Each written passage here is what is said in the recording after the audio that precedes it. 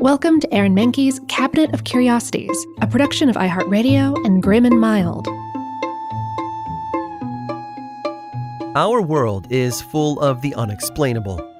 And if history is an open book, all of these amazing tales are right there on display, just waiting for us to explore. Welcome to the Cabinet of Curiosities.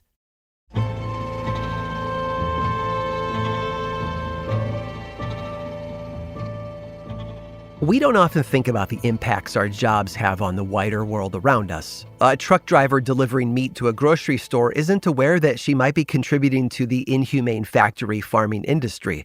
The oil rig worker doesn't understand his role in climate change either. It's not their fault. They aren't to blame for these things. It's just the nature of the world in which we live. Every choice we make comes with consequences, no matter how big or small. The Cauldron Girls of Oak Ridge, Tennessee, couldn't begin to fathom what their work would eventually lead to. All they wanted to do was help the war effort. When America entered World War II, many men of fighting age were sent overseas. They left their homes and families behind to take on an immensely evil power, and that meant their partners were left to take care of themselves and make ends meet. And so in 1944, thousands of young women in need of work flocked to the city of Oak Ridge, Tennessee. A new facility had recently opened up called the Y-12 Electromagnetic Isotope Separation Plant, run by the Tennessee Eastman Company. The women were trained to do very specific tasks while working there. They would turn dials, monitor gauges, and keep tabs on mass spectrometers called cauldrons, which had been specifically developed for the separation of uranium-235 from uranium-238, which had been mined out of the ground.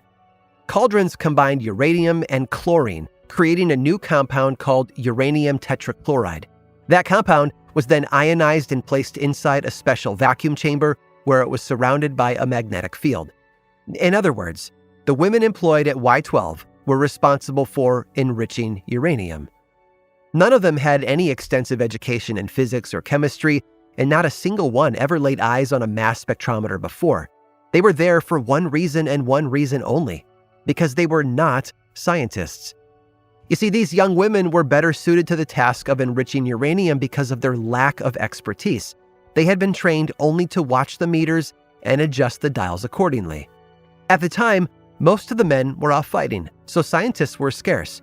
But also, it was believed that if the male scientists had been put in charge of the cauldrons, they would have spent their time troubleshooting errors and messing with the dials, rather than focusing on the enrichment of the uranium itself.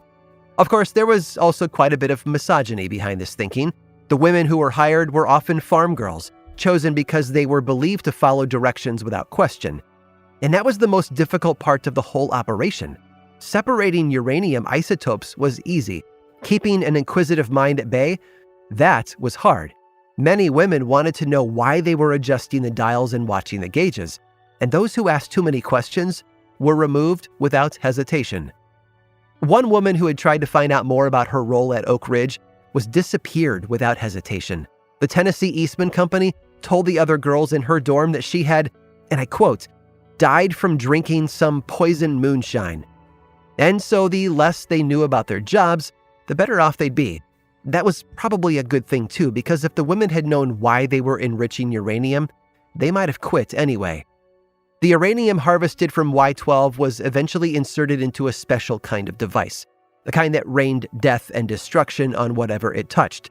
This device was then loaded onto a Boeing B-29 Superfortress named Enola Gay, which was flown over the Japanese city of Hiroshima on August 6th of 1945.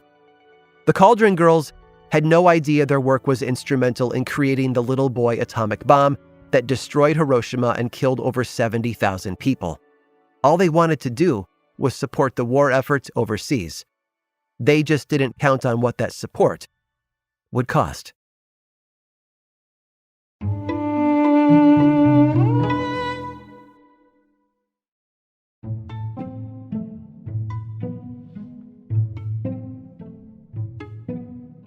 It's something a few of us have probably thought about. The idea that we can start over, change who we are, and begin a new chapter in our lives. Or, more accurately, begin our lives over again. It's happened before. In the 16th century, there lived a French peasant by the name of Martin Guerre. He'd been married with a son when he suddenly vanished in 1548. 8 years later, Gare reappeared, ready to be welcomed back by the family that he had left behind. Except this wasn't actually Gare. It was an imposter, and he was eventually hanged for his deceit. The story of Martin Gare has inspired films, books, and even a musical, but his story was surprisingly not unique. Something similar happened again several hundred years later in Victorian England. It started with a family, a very wealthy and well-known family known as the Tichbornes. They had been a part of Hampshire, England since at least the 11th century, and for the most part had stayed loyal to the British crown. Although one family member did go rogue in the 16th century and plotted to assassinate the Queen. Despite that one hiccup though, Benjamin Tichborne was made a baronet in 1621, and the family enjoyed the perks of nobility from then on. In 1829, Benjamin's descendant Roger Tichborne was born. He was raised in Paris and enjoyed a childhood in the lap of luxury, studying at the finest schools across Europe and growing up with a French accent, despite speaking fluent English. When he was 24 years old, Roger embarked on a voyage to South America by himself. He landed in Valparaiso on the Chilean coast in 1853. Several months after the start of his trip, he received a communication that his uncle had passed away, allowing his father to succeed to the baronetcy. Following this news, Roger spent the next 10 months traveling throughout South America, eventually crossing the Andes Mountains in 1854. But his travels would soon be cut short, because in April of that year, Roger was met with an unfortunate twist of fate. He had booked passage to Jamaica on a ship called the Bella. It set sail on the 20th of April, but its capsized remains were discovered only 4 days later. There was no one on board. It was presumed that Roger Tichborne had died in the wreck. There was a possibility that survivors had been scooped out of the water by another ship, but that was nothing more than a rumor, a taste of hope in a hopeless situation. The family was told that Roger had perished. Several years later, his father, Sir James, also passed away. Roger was meant to take over the baronetcy, but the title went to his younger brother Alfred instead. Alfred hemorrhaged the family's fortune, nearly bankrupting them in a handful of years, while their mother consulted with clairvoyance for a sign that Roger might still be alive. She took out newspaper ads all over the world hoping that someone somewhere might know something. Well, in October of 1865, she got her answer.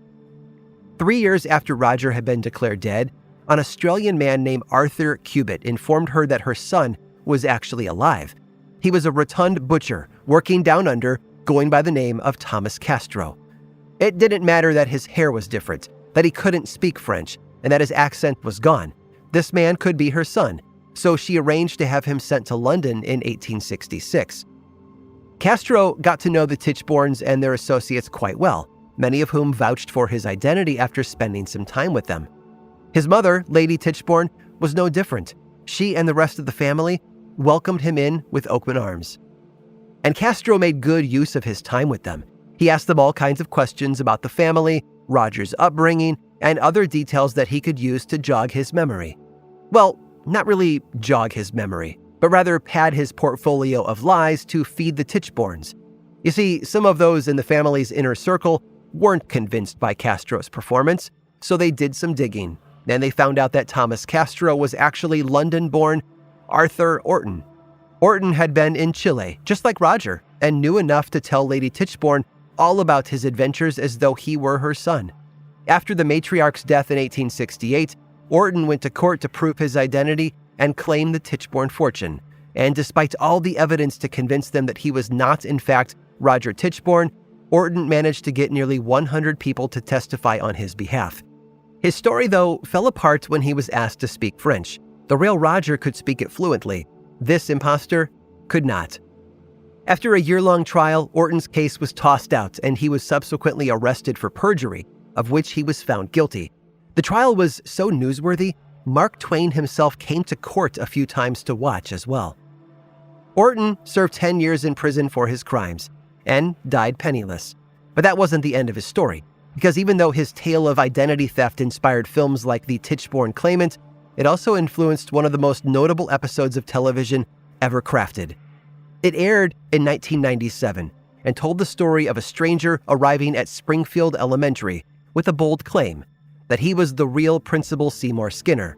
And over the course of the episode, it was revealed that the Principal Skinner that audiences and his mother had come to love over the 8 previous seasons was in fact a man named Armin Tamzarian, proving yet again that art often imitates life, even when that art is The Simpsons.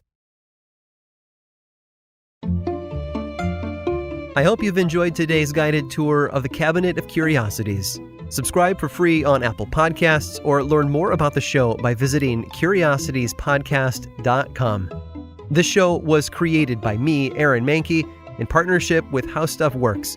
I make another award-winning show called Lore, which is a podcast, book series, and television show, and you can learn all about it over at theworldoflore.com. And until next time, stay curious.